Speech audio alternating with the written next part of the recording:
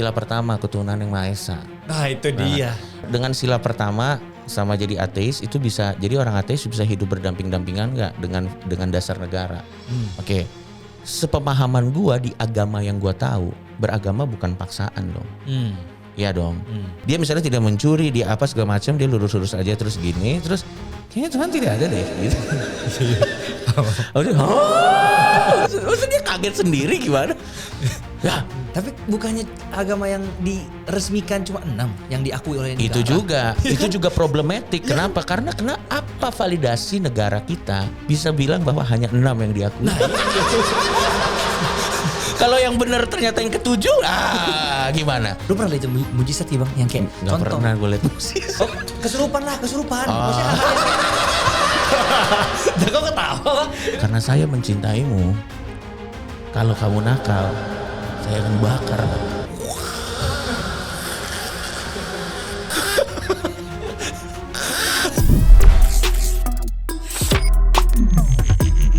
Bang Shoki ini kemarin ulang tahun. Yes. Dan aku ucapin happy birthday kan, lewat betul, WhatsApp. Betul sekali. Nah pas saat aku nulis tuh kayak ada template-nya bang. Jadi kayak panjang umur, sehat selalu, sukses selalu, God bless you. Ini Bang, pas gue nulis God bless you, mau gue enter, lupa, hapus. Terus enter. Pas gue enter gue kayak, ada yang kurang nih mau bilang God bless you tapi gak bisa. Apa namanya? Gue tuh ini sering terjadi nih. Ini sering terjadi sama teman-teman gue. Kayak misalnya mereka ingin wish me well dengan kepercayaan mereka, tapi mereka hesitant gitu. Kayak tapi kan padahal sebenarnya nggak apa-apa lagi. Nggak apa-apa kan? Nggak apa-apa lagi. Karena kan gue ngelihat intensi baiknya. Benar. Iya. Bukan apakah God-nya ada atau enggak. Dari awal ya. Iya, dari awal kan gue selalu menerima intensi baik dan wish baik dari semua orang. Kalau misalnya ada orang yang mengharapkan apa yang baik kepada kita sesuai dengan kepercayaannya, masa kita marahin? Nggak boleh dong. Betul. Ya kita malah meng-appreciate balik gitu. Makanya yang tadi hari ini ya konten terbaru yang doa makan. Enggak, itu lagi iseng aja. Oh itu bukan beneran terjadi. Enggak, itu lagi iseng aja. Kalau makan ya makan aja lah ya. Karena gue nggak tahu nih kapan diuploadnya. Apakah kontennya tuh masih ada di timeline. Tapi maksud gue, karena biasanya kalau gue ngajak teman-teman tuh gue makan, terus kita udah pesen makanan dia datang, kan mereka akan berdoa sesuai dengan kepercayaannya kan. Betul. Ada yang Kristen dengan kekristenan, yang Islam dengan Islam dan yang lain-lain. Biasanya gue tuh yang langsung makan. Iya. Jadi gue kayak anjir, gue awkward sendiri tapi bodo amat lah gitu. Nah, ya udah itu datang dari situ, terus gue bikin konten lucu aja. Oke. Bang, tapi gue penasaran nih. Kan lu sekarang posisi lu ateis nih kan? Iya. Which is kayak ini, posisinya benar-benar bukan minoritas lagi.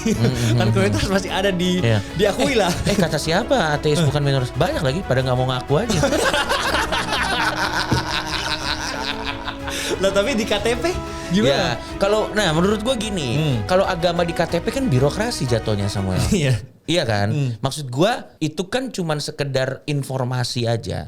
Tapi kan apakah seseorang benar-benar beragama atau tidak kan? Itu apakah dia mengamalkan ajarannya atau tidak? Belum tentu kan? Iya belum tentu. Biasanya gitu. cuman KTP doang gitu. Benar.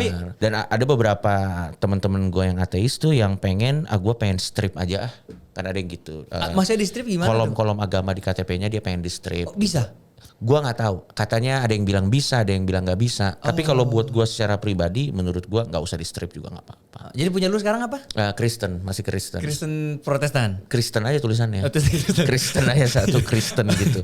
Menurut gua nggak harus di strip. Kenapa? Karena itu kan birokrasi aja. Gua nggak masalah kok kalau misalnya mati juga dikubur non Kristen, gua juga nggak masalah. Entoh mati kan mati aja gitu. Gua nggak bakal. Masalahnya bukan gimana kita mati men, gimana kita hidup, that's the point. Gila. Maksud gue kalau mati mah mau ditaruh di kuburan orang Hindu juga tiba-tiba gue jadi ada itu juga nggak apa-apa gue. Serius deh. Atau mau dikremasi juga nggak apa-apa. Poinnya adalah bukan bagaimana kita mati tapi bagaimana kita hidup. Kalau gue sih kayak gitu. Jadi lu nggak percaya sama neraka dan surga dong bang?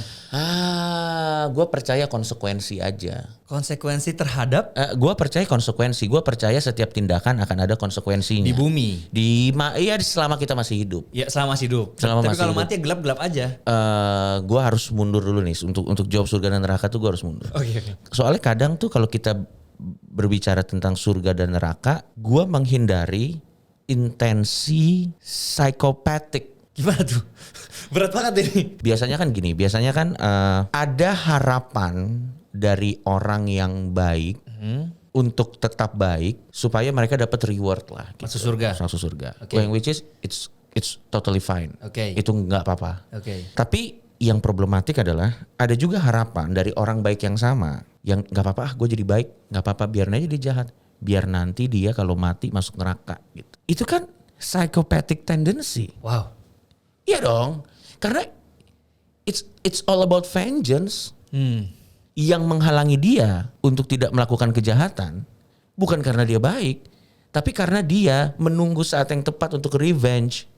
Gua dark secret ini. Iya memang karena biarin aja, biar Tuhan yang membalas. Biarin aja. Maksud gua apa bedanya dia dengan orang psikopat yang lebih punya nyali untuk melakukannya saat itu? Wow. Oke. Kalau gua tidak mau terjebak dengan konsep kalau kita baik dapat reward, gua nggak mau terjebak dengan konsep kalau kita jahat nanti kita akan dihukum. Gua nggak mau terjebak di konsep itu. Pokoknya konsep gua adalah kita hidup sekarang. Kita melakukan A, konsekuensinya akan kita terima one way or another. What goes around come around kalau kata orang-orang. Jadi gua sih bagaimana cara gue menjaga diri gue ya adalah dengan keep that in mind aja. What goes around came around. Contoh kita minum alkohol terus sangat naif. Kalau tiba-tiba saat kita kena penyakit liver, kenapa aku dikasih ujian Tuhan? Goblok. Udah jelas-jelas lo karena minum alkohol gitu lo ngerti gak?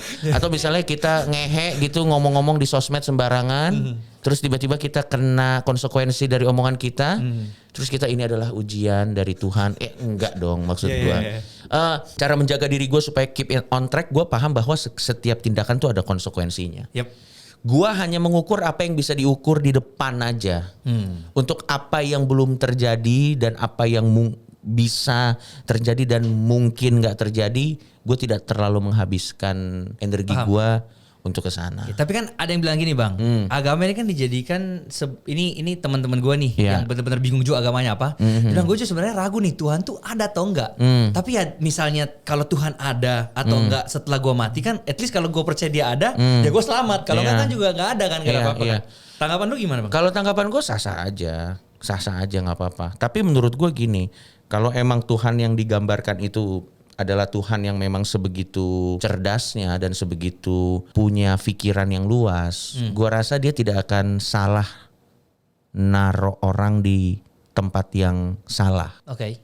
Contohnya? Ya, contoh. Misalnya dia memang seberhikmat itu atau dia memang sepinter itu. Masa sih ada orang baik yang cuman karena tidak melakukan seremonial tertentu jadi ditaruhnya di neraka. Menurut gua kalau Tuhan kayak gitu petty banget deh menurut gua.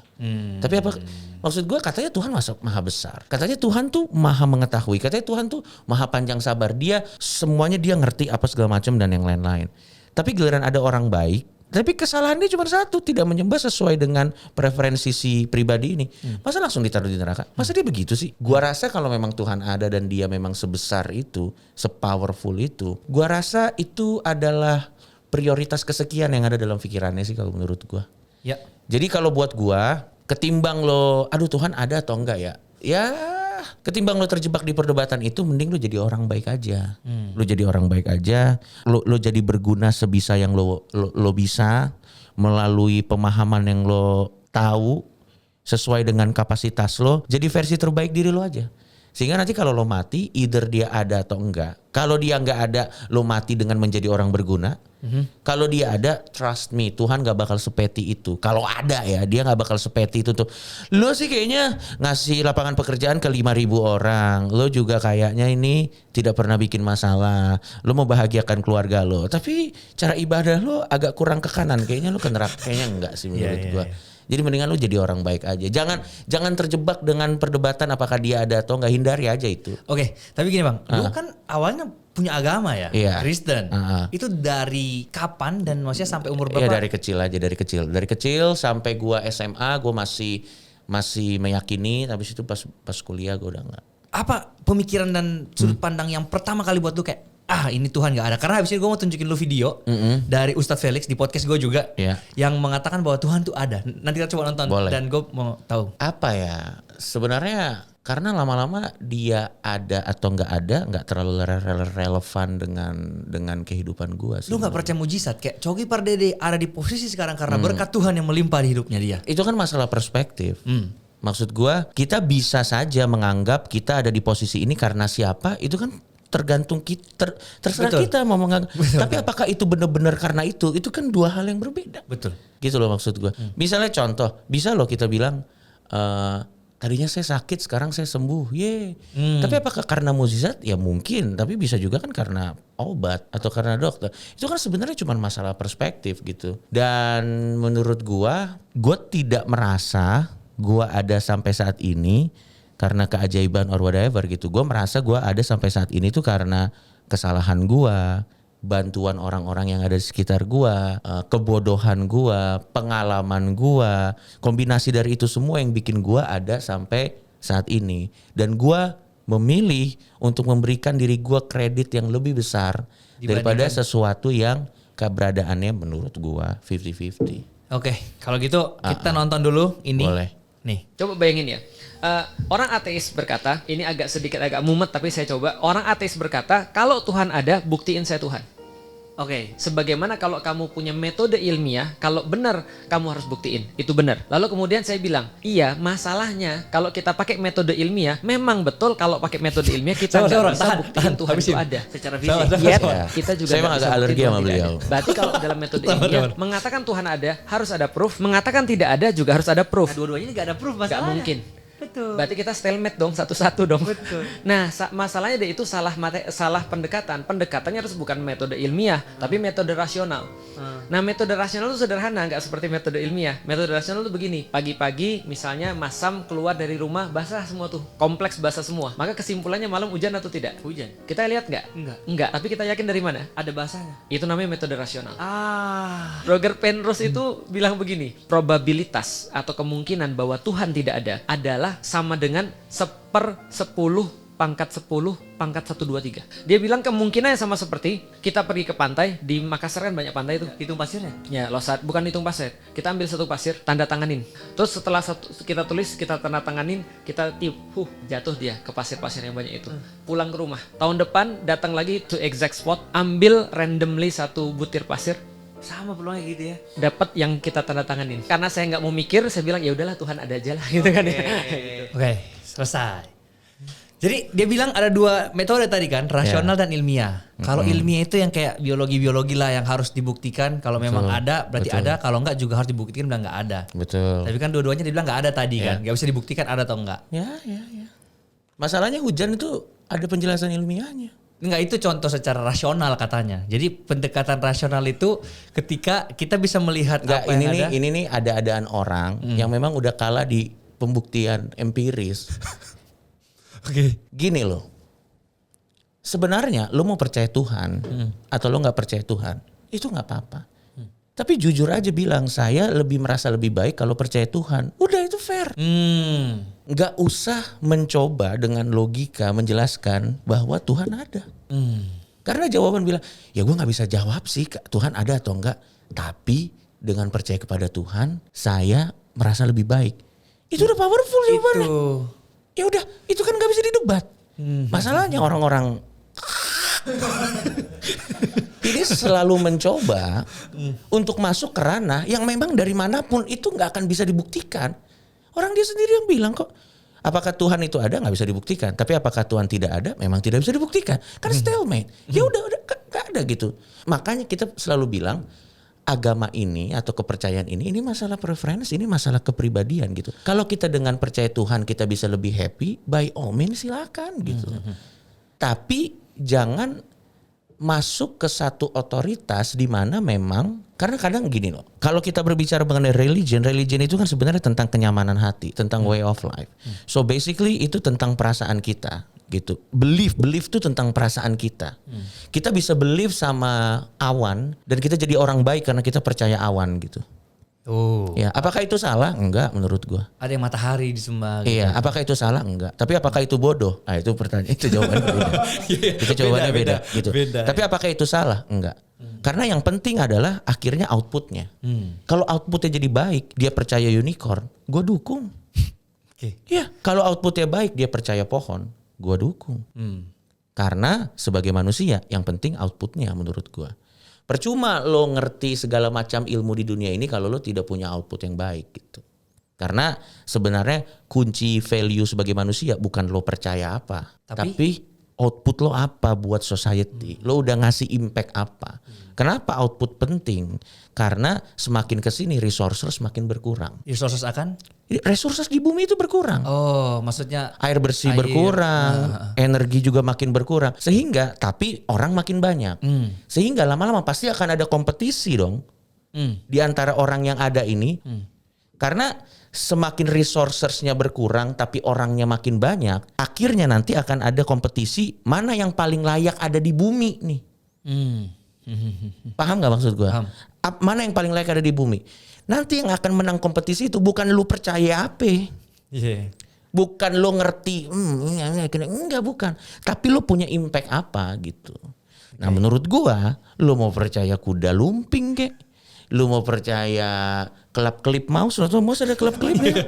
Atau lu misalnya mau percaya brosur apa kek, menurut gue terserah. Asal outputnya bagus. Tapi buat gua, gimana kita bisa outputnya bagus kalau dasar pemikiran awalnya aja sudah salah. Iya. Oke. Nah tapi kan tadi tapi nggak apa-apa, gua ngerti kok. Point of view-nya beliau gua ngerti. Oke. Tapi gini, lu kan bilang orang mau percaya apa kan nggak salah. Berarti sebagai pemeluk ateis sendiri di Indonesia itu nggak salah dong. Nah, ini nggak mungkin bisa dipenjarakan dong. Bisa. Kalau kita menyebarkan, ada undang-undangnya. Kalau kita menyebarkan gitu. Oh, kalau lu menghasut orang, lu ateis aja lah. Iya, oh, itu bisa. Bisa. Makanya jangan jadi ateis. Enggak, ya. Jangan jadi ateis. Jangan jadi ateis menurut gua. Jangan. Gua tidak pernah menganjurkan orang untuk jadi ateis dan gua tidak mengencourage orang untuk jadi ateis. Jangan jadi ateis kalau menurut gua. Tapi apakah jadi ateis di Indonesia salah? Nah. Jadi gini. Ini pasti ini pertanyaan klasik yang selalu ditanya sama gua. Sila pertama, ketuhanan yang Maha Esa. Nah, itu dia. Dengan sila pertama sama jadi ateis itu bisa, jadi orang ateis bisa hidup berdamping-dampingan enggak dengan dasar negara. Oke. Lo tau konstitusi kita kan? Undang-undang konstitusi. Pancasila. Ini Pancasila. Konstitusi, undang-undang itu, konstitusi itu adalah turunan dari Pancasila. Iya. Jadi gini, Pancasila itu adalah simplifikasi dari way of life-nya orang Indonesia. 5. Jadi 5. Yang pertama adalah ketuhanan yang Maha Esa, bla bla bla bla bla bla. Ya. Nah, cuman karena kita ini sangat bervariasi orangnya, tidak mungkin itu disimplifikasi dengan cuman 5. Harus ada detail-detail yang ditulis lagi untuk penjabaran dari 5 Pancasila tersebut. Itulah masuk ke konstitusi, UUD, undang-undang. Oke. Salah satunya di pasal 29 itu adalah kebebasan beragama. Di pasal 29 konstitusi yang adalah turunan dari Pancasila itu sendiri, itu adalah kebebasan beragama. Yang satu adalah Indonesia berdasarkan ketuhanan yang Maha Esa, dan yang kedua adalah kebebasan untuk beragama. Nah, ini kan turunan dari Pancasila nih. Dan di ayat kedua 29 dibilang ini kebebasan untuk beragama. Kebebasan berarti itu hak setiap orang, bukan kewajiban. Apa bedanya hak sama kewajiban? Hak ya bisa diambil, bisa enggak. Berarti bukan paksaan dong. Tapi kan untuk beragama, ateis kan? Ya berarti kalau hak bisa diambil bisa enggak. Oh right, ya. Ya dong. Hak itu bisa diambil atau enggak. Kecuali di situ dibilang, di konstitusi dibilang kewajiban setiap masyarakat Indonesia adalah untuk beragama. Enggak pernah dibilang di undang-undang kita kewajiban setiap warga negara adalah untuk beragama, enggak pernah. Jadi maksudnya adalah apa? Indonesia itu berdasarkan ketuhanan yang Maha Esa. Indonesia sebagai satu negara menjamin hak warganya apabila dia ingin memeluk sebuah agama, dijamin haknya. Tapi apakah haknya mau dipakai atau tidak dikembalikan lagi ke pribadi masing-masing. Tapi bukannya agama yang diresmikan cuma 6 yang diakui oleh negara. Itu juga problematik. Kenapa? Karena apa validasi negara kita bisa bilang bahwa hanya 6 yang diakui. Nah itu. Kalau yang benar ternyata yang ke-7, gimana? Ribet kan? Walaupun memang sebenarnya bukan diakui, tapi saat ini negara Indonesia hanya mampu memfasilitasi 6. Jadi definisi diakui ini bukan bahwa hanya ada 6 yang benar, tidak. Okay. Yang hanya mampu difasilitasi Indonesia saat ini. Karena kalau nggak kan repot sendiri, Bang. Repot karena terlalu banyak kan agama kan. Jadi cuma 6. Nah, balik lagi. Insinyur Soekarno, si pembuat Pancasila itu tersebut. Di pidatonya tahun 1966. Ada pidatonya di depan PBB. Di nama pidatonya itu To Build a New World. Ya, to build. Dia berbicara di depan PBB. Coba deh lo buka di YouTube. To Build a New World. Itu pidatonya Soekarno tahun 1966. Kalau nggak salah di menit 44.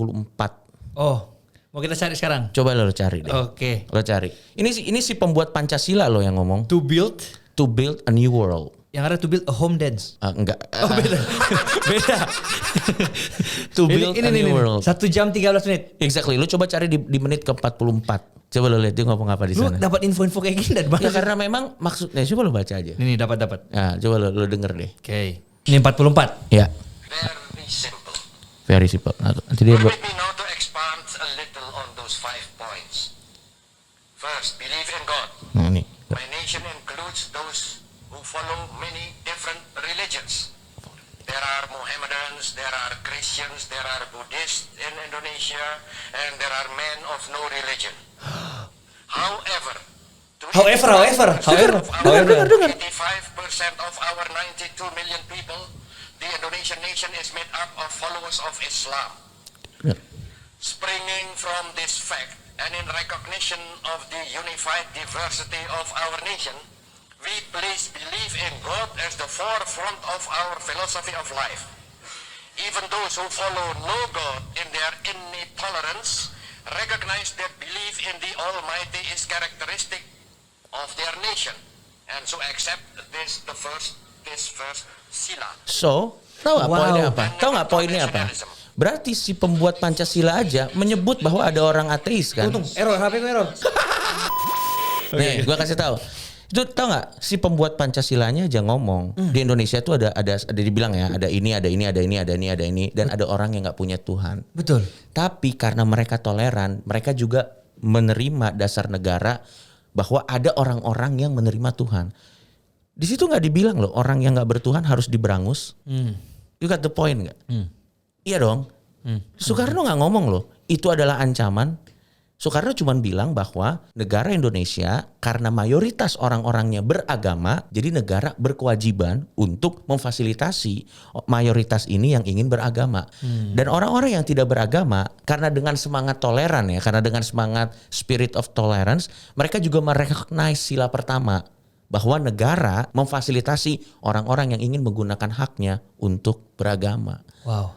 Habis itu yang selanjutnya juga gini. Kalau kan di situ di Pancasila kan dibilang bahwa Indonesia itu adalah berdasarkan ketuhanan yang Maha Esa.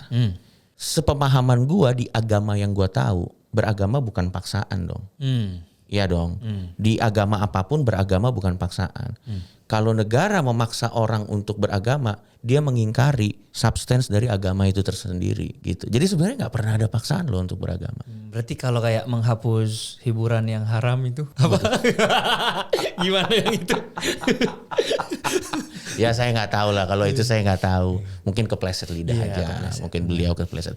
Tapi balik lagi ke poinnya adalah menurut gua kalau misalnya asal kita tidak menyebarkan aja. Asal kita tidak menyebarkan. Dan gua nggak pernah mengajak orang untuk jadi ateis. Ngapain? Jadi ateis susah. Nih gua kasih tahu kenapa lu jangan jadi ateis susah. Kenapa tuh? Karena kata-kata penghiburan yang bisa dikasih sama orang ateis itu nggak semua orang bisa terima. Contoh. Lebih mudah menghibur orang kalau lu beragama. Misalnya ada sanak keluarga yang meninggal.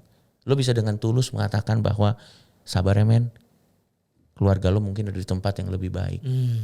Ya dong. Iya. Whether it's true or not, tapi it's feel good to hear, ngerti gak lo maksud gue? Kalau ateis kan, sabar ya men, keluarga lo udah dimakan cacing.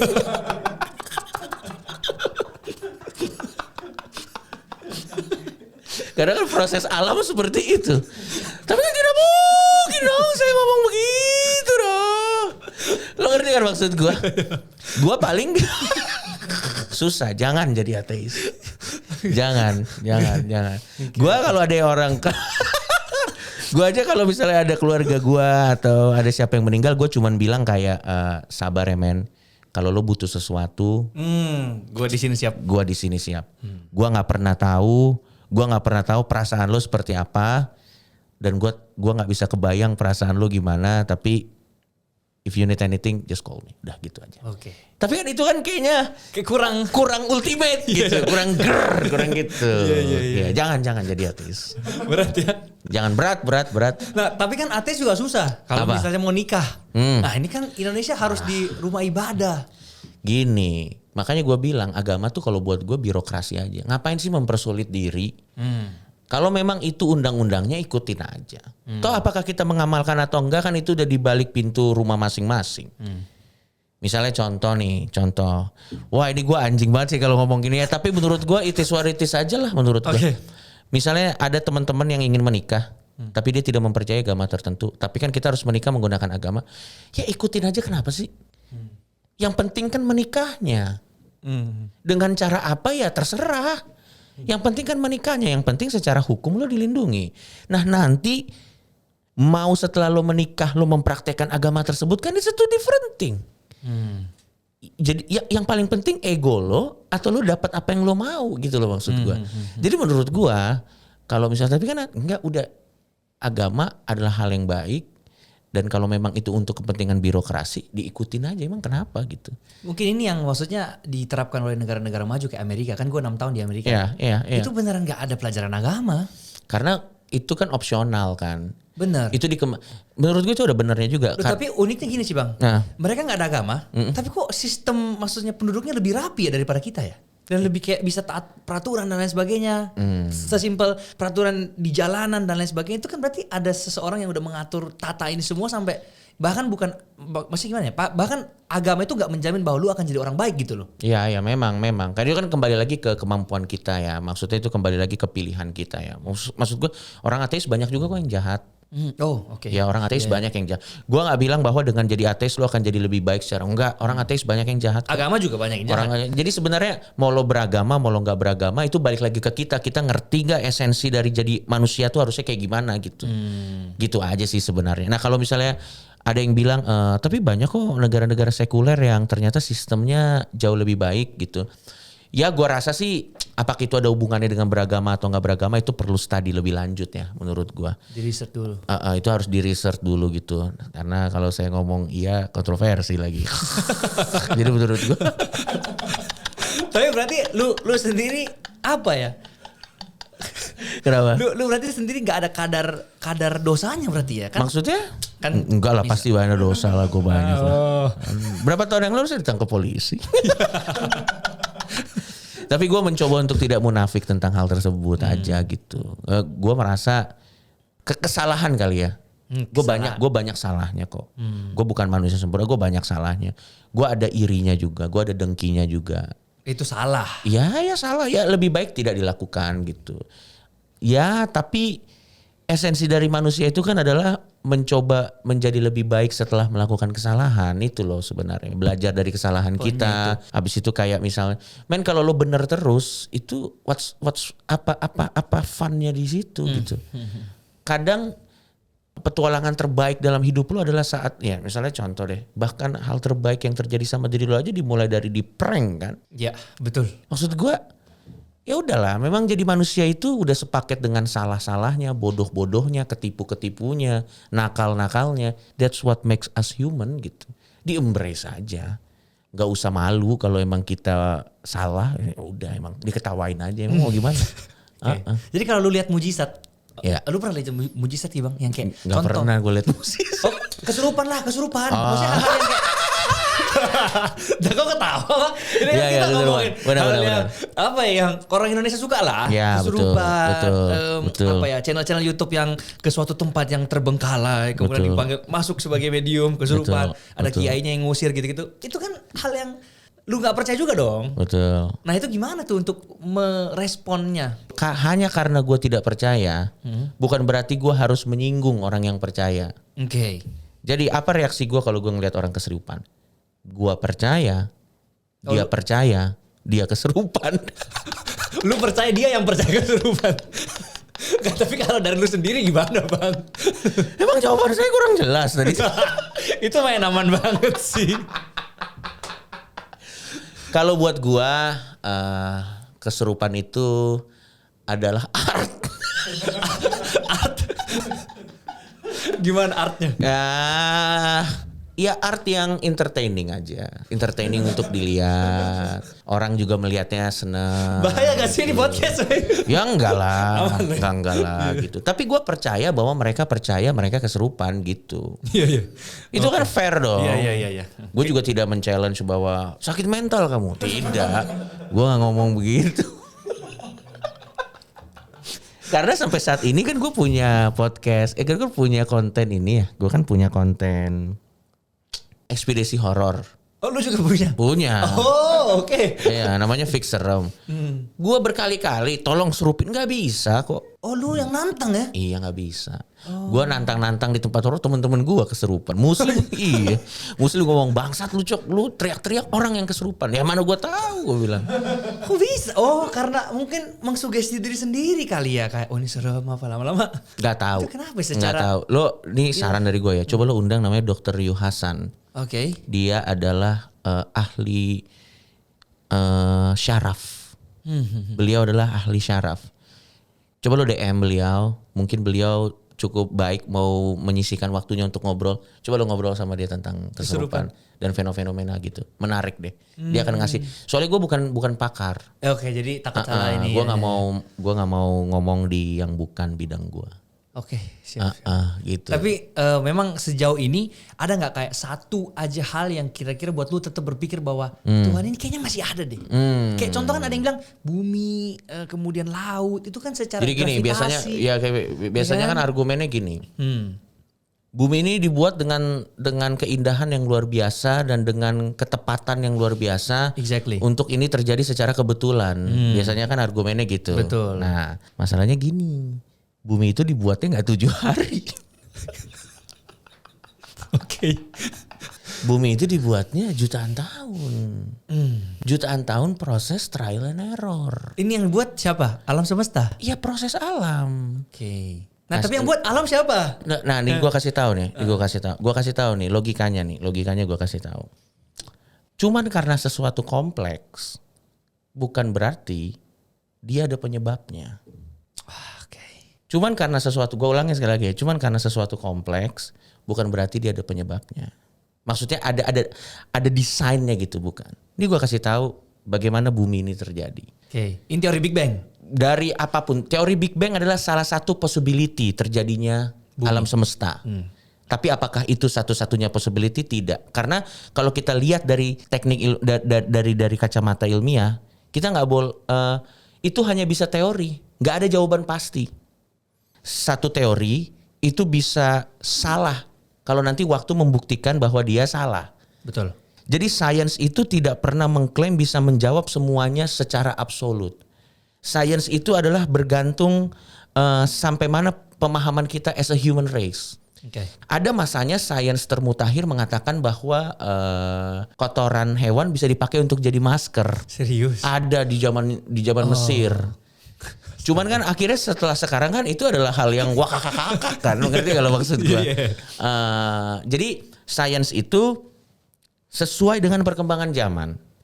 Apa yang tidak mungkin dulu bisa jadi mungkin sekarang. Kayak sains pada 500 tahun yang lalu mungkin apakah kita bisa terbang, pasti itu diketawain. Wakakakak kan. Tapi sekarang beneran. Tapi sekarang bisa. Jadi kan tergantung tuh. Tapi bumi gimana nih tadi Bang? Nah sekarang gue ceritain. Jadi bilanglah salah satu possibility-nya misalnya Big Bang. Adalah Big Bang, jeger. Terus jutaan tahun. Ini selama jutaan tahun ada proses trial and error nih.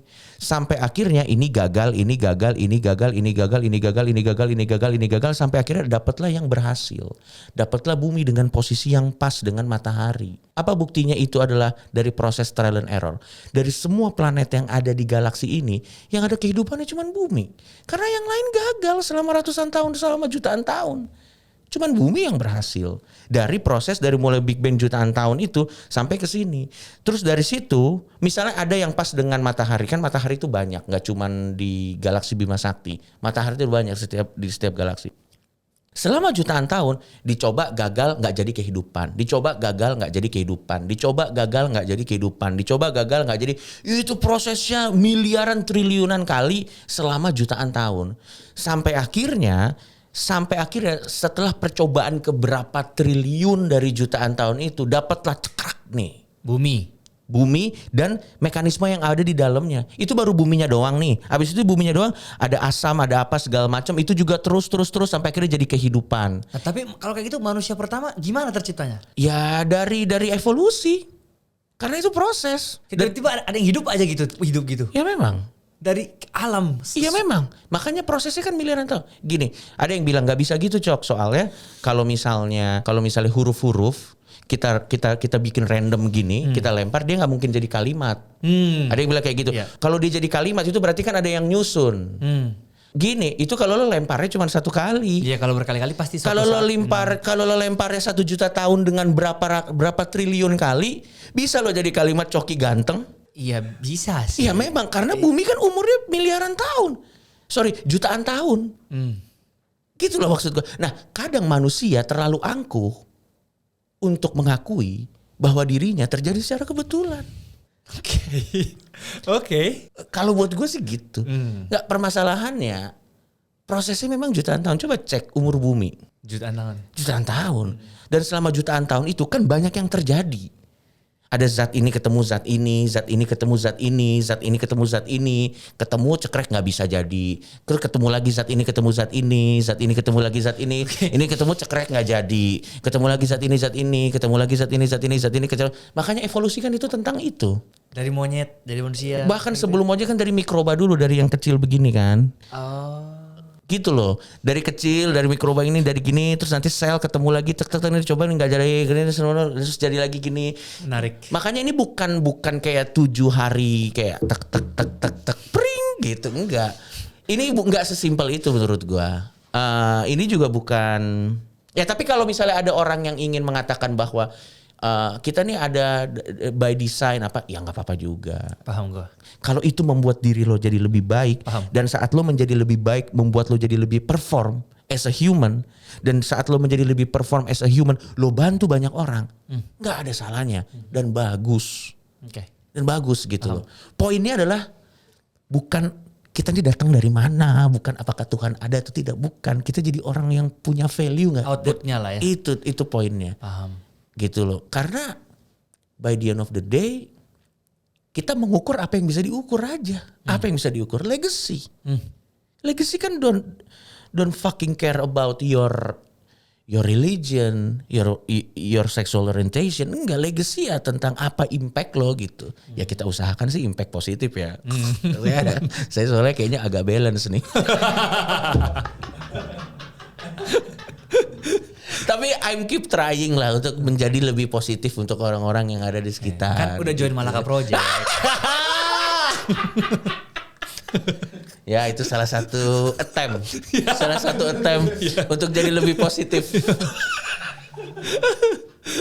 Ya tapi ya gua tuh selalu belajar untuk jadi orang yang lebih baik gitu. Gua tuh selalu menghindari perdebatan Tuhan ada atau enggak. Karena itu enggak esensial buat gua. Banyak kok orang beragama jahat, banyak orang ateis jahat. Kita ada di skor yang sama gitu. Kalau mau main mana orang yang lebih jahat, sama aja menurut gua. Bukan itu poinnya. Jadi sebenarnya orang ateis bisa jadi jahat, orang beragama juga bisa jadi jahat. Poinnya bukan apakah agama itu benar atau ateis itu benar, bukan. Poinnya adalah gimana kita hidup benar, entah lo punya agama atau enggak. Ya, gitu. Tapi gua autofokus sama Lucifer di sini. Itu kan terus itu tato-tato udah neraka udah apa maksudnya itu? Iya. Enggak, biar orang nggak taruh ekspektasi aja ke gue. Oh tujuannya itu? Iya sebenarnya itu. Bukan karena lu antikris kan? Enggak lah. Bukan karena lu gue udah gak ada bertuhan, gue kecestan aja lah. Oh, enggak lah. Dan biar ditanya aja. Emang gue narsis aja sih. Jadi personal branding ujung-ujungnya. Itu ada di salah satu kelas Anda kan? Gak disuruh tatoan gitu sih Bang, itu jadi personal branding. Enggak, sebenarnya ini untuk initiate conversation. Betul sih. Itu salah satu cara untuk initiate. Lo pernah nggak ada di momen dimana sangat awkward, udah nggak ada lagi bahan obrolan. Ini salah satu bahan gitu kayak, Cok itu Lucifer, jadi nggak kosong-kosong amat gitu. Itu salah satu cara. Tapi sebenarnya jawaban seriusnya adalah karena buat gua, karena gue dibesarkan secara Kristen, buat gua gini, apakah Lucifer ini nama setan? Tidak. Oh. Ya, jadi secara teologi Lucifer ini sebenarnya bukan nama setan. Panjang lah ceritanya itu, saya tidak akan masuk ke sana. Tapi secara pop culture dia disepakati bersama secara pop culture bahwa dia adalah representasi setan gitu. Jadi gue ngambil dari yang pop culture aja, gue taruh Lucifer. Nah, menurut mitologinya orang Kristen, menurut kepercayaan orang Kristen, Lucifer itu kan adalah malaikat yang memberontak, ya dong. Dia tadinya ada di surga bersama Allah, terus dia memberontak, dibuanglah di bumi dan akhirnya dia jadi setan. Jadi iblis, jadi musuhnya Allah gitu. Nah, gua ngelihat bahwa Lucifer ini adalah pribadi pertama yang tahu apa yang dia mau. Oh, ini dark banget sih. Dia adalah pribadi pertama yang tahu apa yang dia mau dan dia mengambil apa yang dia mau dan dia menerima konsekuensi dari pilihannya. Jadi buat gua Lucifer itu adalah embodiment dari freedom datang dengan konsekuensi gitu. Wow, itu arti yang sesungguhnya maka lu taruh situ ya. Gua taruh di situ. Tapi berarti lu ini serius ini, maksudnya lu saking gak percaya Tuhan, lu berani taruh Lucifer karena lu bayangkan kalau orang Kristen taruh itu pasti kan gue nerakan ini gak bisa dihapus lagi ya. Ya nggak apa-apa juga, karena orang yang punya opini begitu juga emang nggak cocok jadi temen gua sih. Oke. Jadi langsung tersaring. Kalau dari keluarga Bang Coki, pas tahu pertama kali kaget, gitu mereka. Serius? Ya tapi akhirnya lama-lama ya tato doang sih Lucifer, orang biasa-biasa aja, udah gitu doang. Tapi lu nggak sampai diusir dari rumah? Gue coret dulu dari kartu keluarga. Ini tips and trick untuk tato. Sebelum lu pengen tato aneh-aneh, pastikan udah punya duit dan udah tidak tinggal di rumah. Oke. Dan yang kedua, tato itu lebih baik minta maaf daripada minta izin.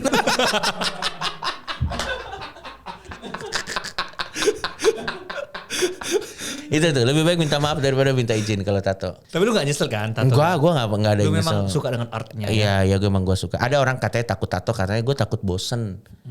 Gue takut bosen, nanti gue tato ini ternyata gue bosen.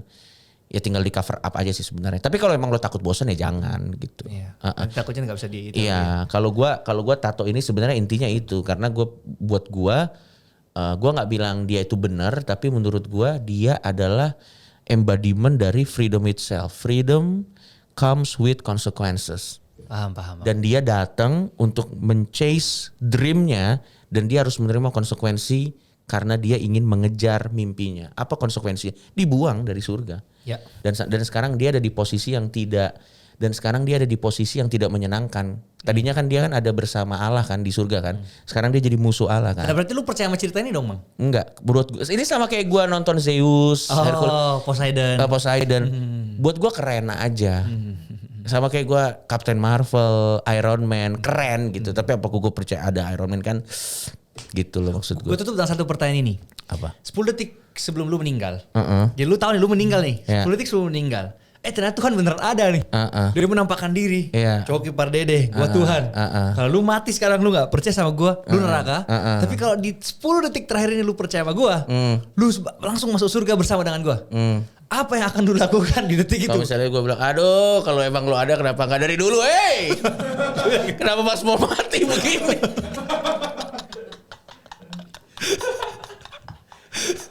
Lagian aneh-aneh aja pas mau mati.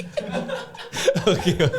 Iya kalau gue mau nggak, ya gimana ya Tuhan kenapa nggak dari dulu, Lagian juga dengan logika yang sama ya, kalau mudah buat dia untuk menciptakan matahari, kenapa sulit buat dia untuk meyakinkan manusia bahwa dia ada? Kalau mudah buat dia untuk bikin alam semesta, kenapa sulit buat dia untuk menghentikan peperangan. Nah tapi kan ada yang jawab kayak itu kan free will. Kembali Tuhan memberikan free will kepada manusia. Kalau misalnya Tuhan menciptakan makhluk dengan free will, berarti kan makhluk ini bisa memilih. Betul. Pilihannya belum tentu sesuai keinginan dia dong. Betul. Kenapa dia tidak siap dengan konsekuensinya kalau ternyata makhluk ini tidak memilih untuk menyembah dia? Nah ada yang jawab tanda cinta kasih. Karena kalau kita cinta sama seseorang dan diberikan free will, berarti kita makanya menurut gue nggak ada yang lebih hateful daripada Christian love. Gimana ya gue ngomong ini ya? Gini loh. Gak jadi terakhir tadi ya. Lanjut gini lagi. Gini nih. Ini buat gue ya. Ini buat gue secara pribadi ya. Kita pakai logika dasar aja. Saat ada orang, ada saat pribadi dia bikin makhluk dan makhluk ini dikasih kemampuan untuk memilih. Ya. Harusnya dia kan paham bahwa pilihan orang ini belum tentu sesuai dengan apa yang dia inginkan. Betul. Kalau dia memilih yang tidak sesuai dengan dia inginkan, ini beda loh dengan konsekuensi. Beda loh dengan konsekuensi. Kalau konsekuensi itu misalnya dia membunuh, dia harus dihukum karena perbuatannya, itu make sense. Yes. Kita nggak ngomong konteks itu. Yeah. Kita ngomong misalnya ini dibikin, dia hidupnya lurus-lurus aja nih. Dia nggak membunuh deh. Tapi ternyata salah satu pilihannya adalah sepertinya Tuhan tidak ada gitu. Tapi dia hidupnya lurus-lurus aja. Kenapa jadi dia yang tidak siap dengan pilihan orang ini? Padahal dia tidak melanggar. Lo ngerti gak maksudnya? Paham tadi. Kalau tiba-tiba akhirnya dia ngomong, kamu udah saya ciptain gak? Lah ya jangan ciptain orang dengan free will dong kalau mindsetnya kayak gitu. Oke. Lo ngerti gak maksud gue? Kenapa dia yang kaget sendiri gitu? Dan sekarang logikanya gini aja deh. Kayak misalnya, karena saya mencintaimu, kalau kamu nakal, saya akan bakar kamu.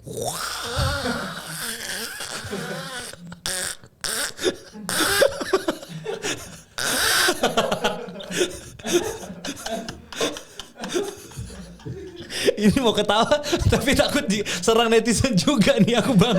Ya jangan ini yang lo taruh di TikTok.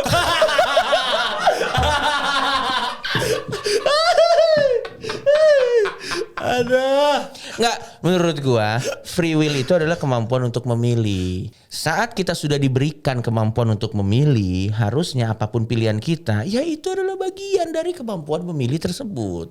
Kalau saat kita sudah dikasih kemampuan untuk memilih, tapi ada kalau lo milih ini, gua matiin ya. Kalau lo milih, ya what's the point of. Ngerti gak lo maksud gue? Paham dari sudut pandang itu gue paham. Ya lo ngerti kan maksud gue kan? Paham. Ya, maksud gue gitu. What's the point of free will kalau pada akhirnya lo sudah mengarah-ngarahkan orang untuk memilih apa yang lo ingin. Ini gue gak ngomong konsekuensi kayak misalnya kalau lo mencuri, ya lo tetap harus dapat konsekuensi dari kesalahan lo. Itu bukan, ya itu free will dan lo harus dapat. Ini gue ngomong dalam konteks memilih apakah mau menyembah dia atau tidak gitu. Lo ngerti gak? Paham. Dia misalnya tidak mencuri, dia apa segala macam, dia lurus-lurus aja terus gini, terus kayaknya Tuhan tidak ada deh gitu. Maksudnya dia kaget sendiri gimana? Ya kamu tidak mencuri sih, kamu tidak membunuh sih, tapi kamu tidak percaya saya. Neraka, masa begitu? Kalau buat gua ya, kalau buat gua ya gitu. Kecuali mungkin dia misalnya membunuh, dia mengapa-apa segala macam, nggak percaya Tuhan lagi ya. Ini bangke nih memang menurut gua. Ini mah Tuhan ada atau nggak ada, emang orang kayak gini bangke aja menurut gua. Gua nggak ngomong yang ini, gitu. Gua ngomong yang tadi konteksnya kayak gitu. Oke deh bang, kalau gitu. Udah ya, semoga kita selamat aja lah pokoknya. Ya nanti kalau lo ragu lo sensor aja. Kalau ragu lo sensor aja. Iya. Jangan jadi ateis, nggak worth it. Kita disclaimer dulu lah ya. Ini topik ini bukan untuk lu jadi ateis. Nah, jangan. Gua selalu ngomong dimanapun dan gua nggak pernah loh ya tiba-tiba bikin konten gitu kayak mari jadi, nggak pernah. Gua nggak pernah loh. Anjing, gua nggak pernah ngomong kayak gitu. Gua selalu ngomong begitu kalau ada yang nanya. Kalau ada yang nanya baru gua jelasin. Jadi ini konteksnya nih bukan tidak. Jadi misalnya ada yang ngomong gitu tidak. Jangan. Apapun KTP Anda agamanya itu aja. Semua agama bagus.